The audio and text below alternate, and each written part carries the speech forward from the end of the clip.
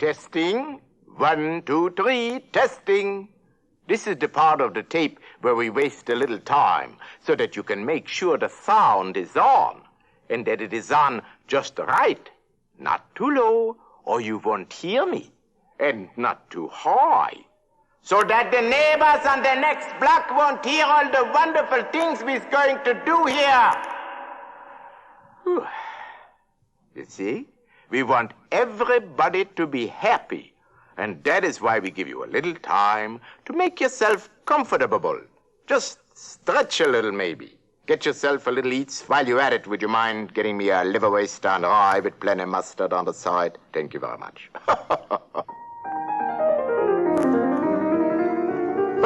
What's all this noise about it? I didn't order music. I ordered liverwurst and rye.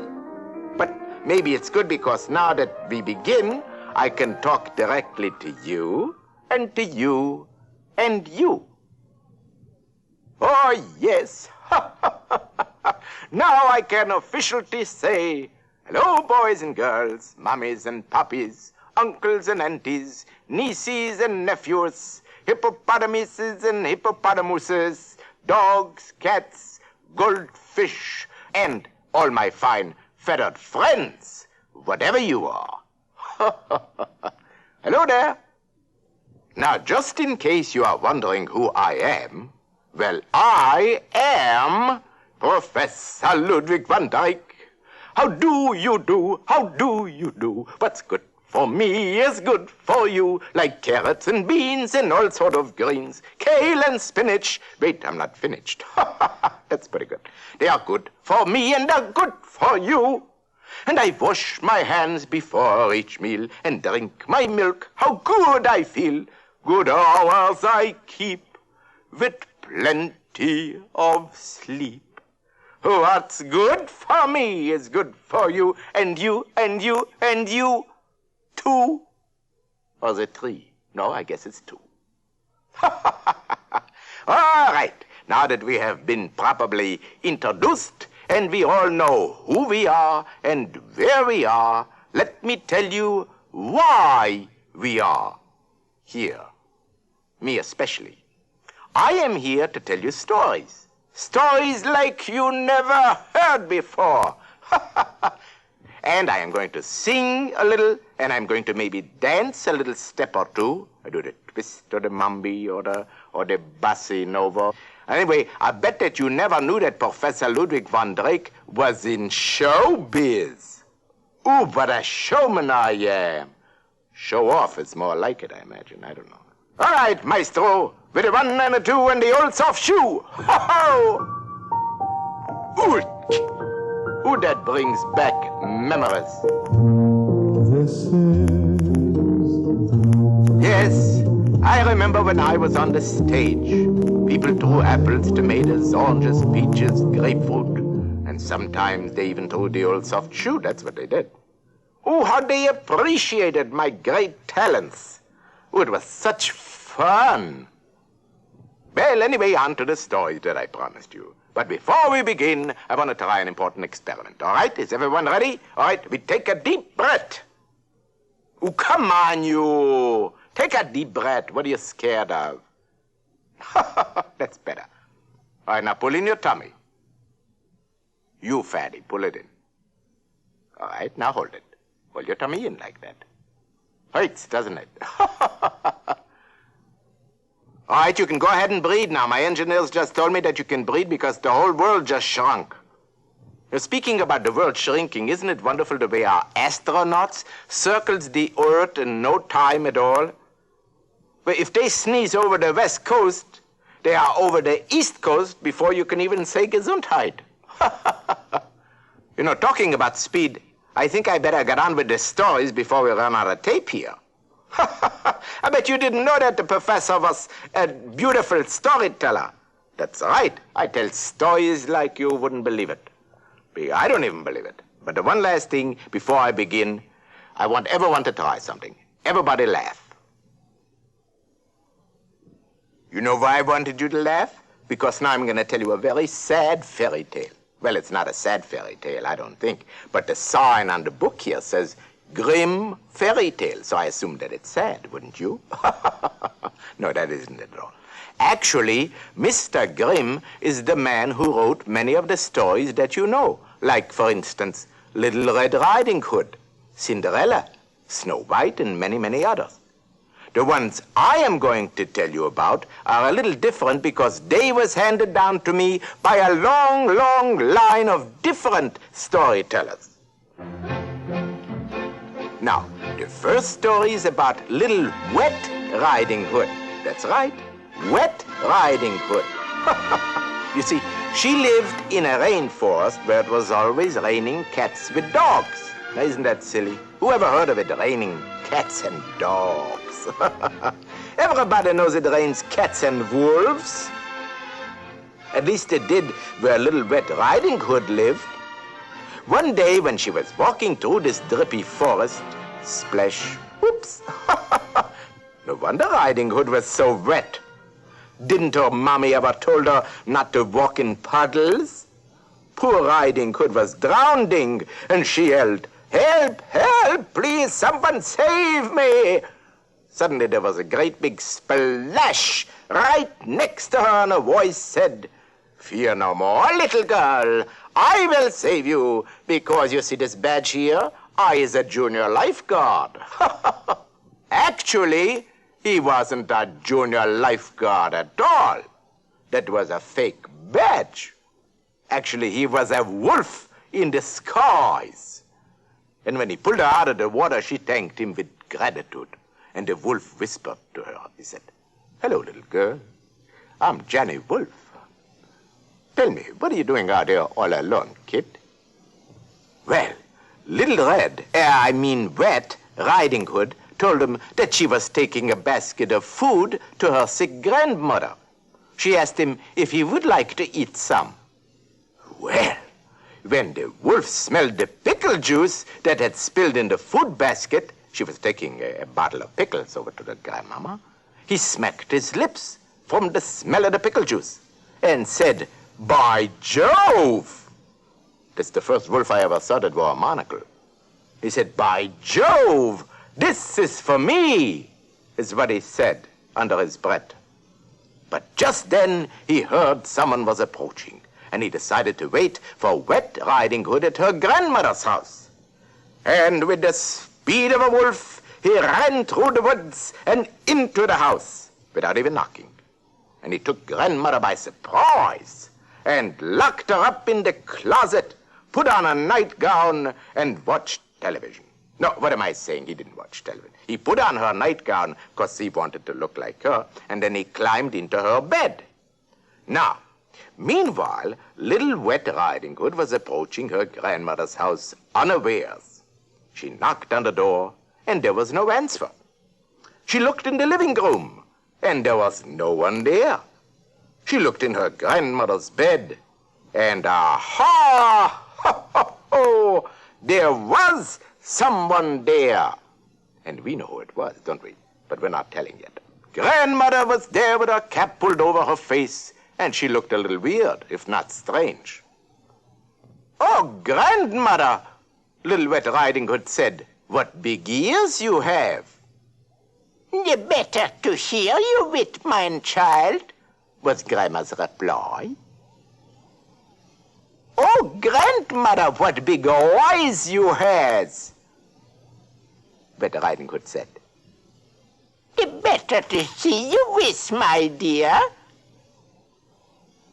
"Oh, but grandmother, what a terrible big mouth you got it." And grandmother replied, "The better with which to drink up the pickle juice." Now, scarcely had the wolf dressed up like Grandma said this, then with one bound he was out of bed and knocked Wet Riding Hood to the floor. When she screamed, and she was heard by a huntsman who was just happening to pass by. Now, luckily for Wet Riding Hood, he ran into the house and he knocked the wolf into unconscious. Little Wet Riding Hood cried for her grandmother. And with that, from the closet there came the thumping noise. And sure enough, when they opened it, they found a mouse. No, what am I saying? They didn't find her mother. They found grandmother was in there. Little Red Riding Hood's grandmother was in there about to faint. Not having any smelling salts available, and there wasn't a drugstore on the corner or anything like that, Little Red Riding Hood used the pickle juice to revive her grandmother. Well, I want to tell you, if you don't know anything about pickle juice, one whiff of pickle juice would bring anyone to their feet again.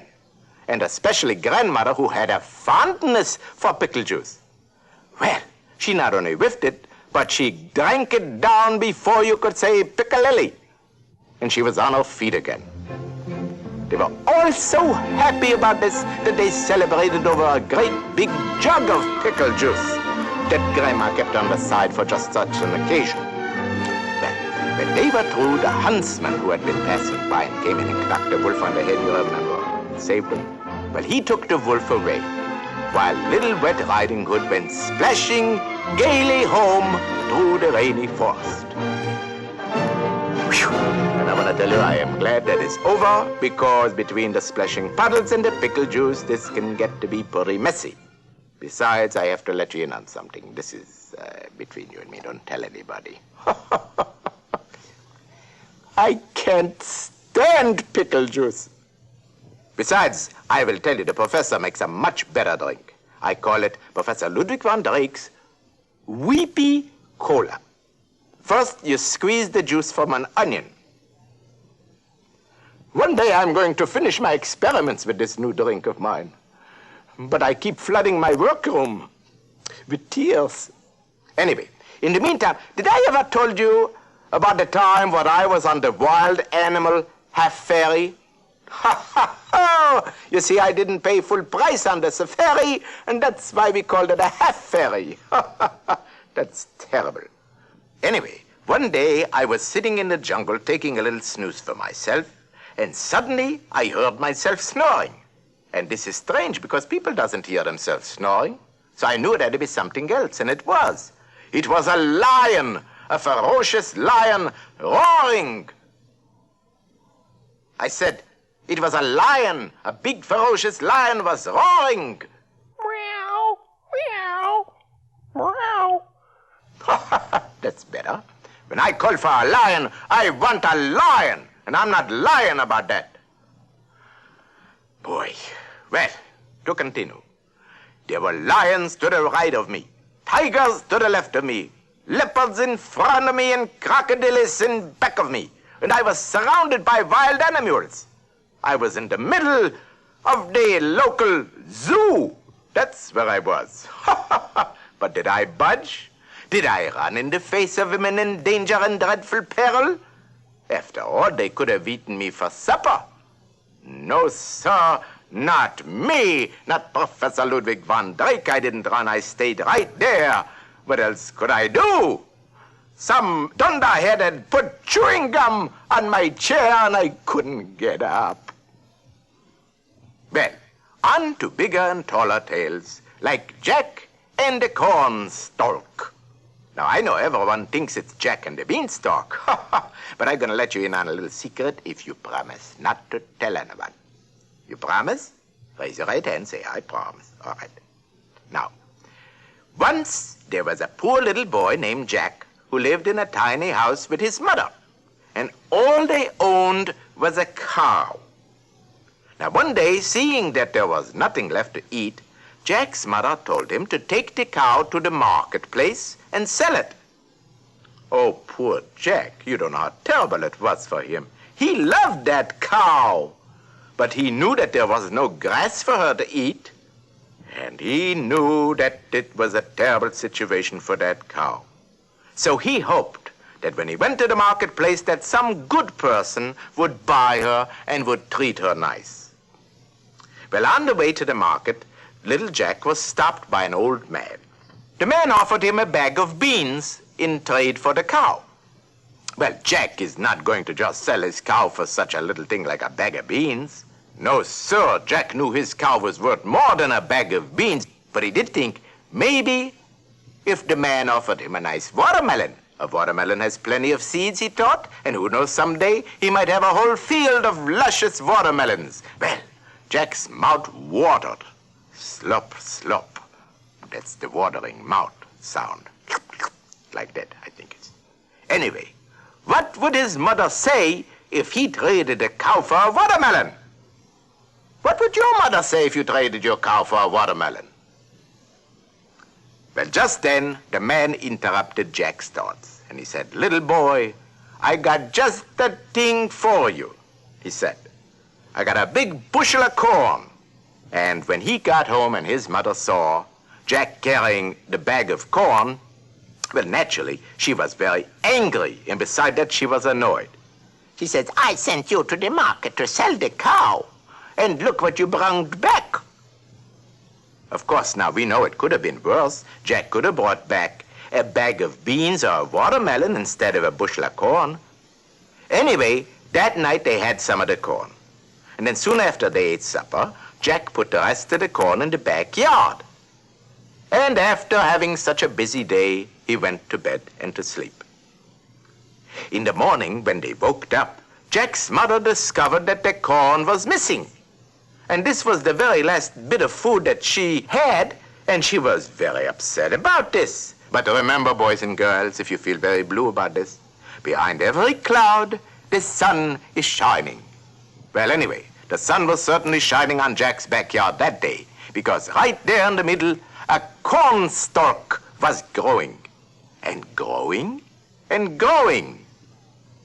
Right before Jack's very eyes, it stretched way up into the sky.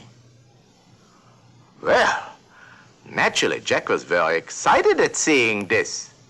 But not his mother. She wasn't. She says, "Oh, who cares about a silly old cornstalk?" "But Jack," she cried, "where are you going? You come back here this instant." Well, finally Jack reached the top. And lo and behold, he saw a gleaming white castle in the sky. Timidly, he knocked on the door and asked, "Anybody home?" A giant voice rumbled out, "Jack, be nimble, Jack, be quick. Jack, leave my castle before I pick you apart and see what makes you tick." Well, now Jack wanted to see what a giant looked like. So he waited until night came, and then he quietly slipped into the castle. And what a sight he saw!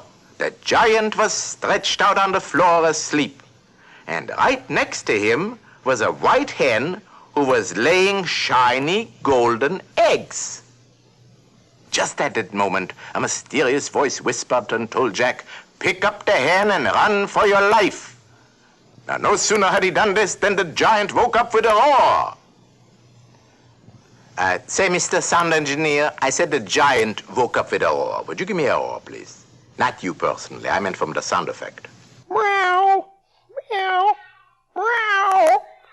Oh, that's better. Thank you very much. Anyway, Jack started running as fast as his short, fat little legs could carry him. And that giant was right in back of him with his big, long, fat legs. Up and down the castle steps they ran. And just as Jack was in danger of being captured, he grabbed part of the cornstalk, and the next thing... Oh, fly through the air with the greatest of ease, a daring young man on the flying trapeze. He flew through the air with the greatest of ease, and he reached the ground safely. Well now, even though he didn't get the golden hen, Jack and his mother lived happily ever after, because in all of the excitement, a few golden eggs dropped into Jack's backyard. And you know what else? That is how Jack began his career in the circus, as the daring young man on the flying trapeze. Those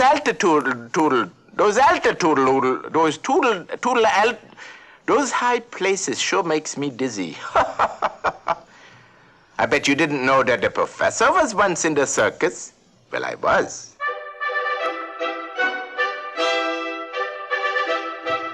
Ladies and gentlemen, announcing the world's greatest, most spectacular act. Well, that wasn't me. But I was responsible for the most hazardous, the most spectacularly dangerous thing in the whole tent. I was the one that blew up all those nice colored balloons, the yellow and purple and the orange and the polka dot. You know, you really have to watch those balloons because they can really take off if you don't watch them. Once I put the wrong kind of gas in them, and who do you think goes up holding onto the balloons? Take a wild guess. Why, me. That's who. You know, hey, diddle, diddle, the cat and the fiddle, the cow jumped over the moon. Well, there was no cow. I will let you in on the inside. That was Professor Ludwig van Dyke, what jumped over with the cat and the fiddle. I took an orchestra with me at the time. I don't know why, but I like musical accompaniment whenever I do anything. You know something? I feel a Professor Ludwig van Dyke nursery rhyme coming on. Would you like to hear it? You're going to, so say you're going to like to hear it. That's nice. All right.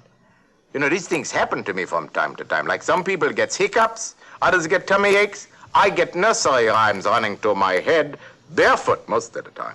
And sometimes they get mixed up with all the other running around they do. For example, they get a little twisted, like this. Little Jack Horner sat in a corner eating his Christmas pie. He put in his thumb and pulled out 24 blackbirds baked inside the pie. And when the pie was open, the birds began to sing. There was a quartet. There was 4 birds, and the bass bird, I happen to know, had a wonderful big voice like this, and he sang the next part that went like this. London Bridge is falling down, falling down, falling down. London Bridge is falling down. No suspenders. What am I saying? And Jill came tumbling after, that's what we sing. And all the king's horses and all the king's men couldn't put Humpty Dumpty and Jack and Jill and the Beanstalk together again. Let's face it, if they did put them together again, that would have been a mess like you never saw before. So I think we're better off this way anyhow. All right. Well, I can do anything and everything when the occasion demands. You know that? But I do know that we won't be telling any more stories until someone turns over this tape. In the meantime, I think I'll take a rest, and I'm going to listen to some of my favorite music. Why don't you listen too?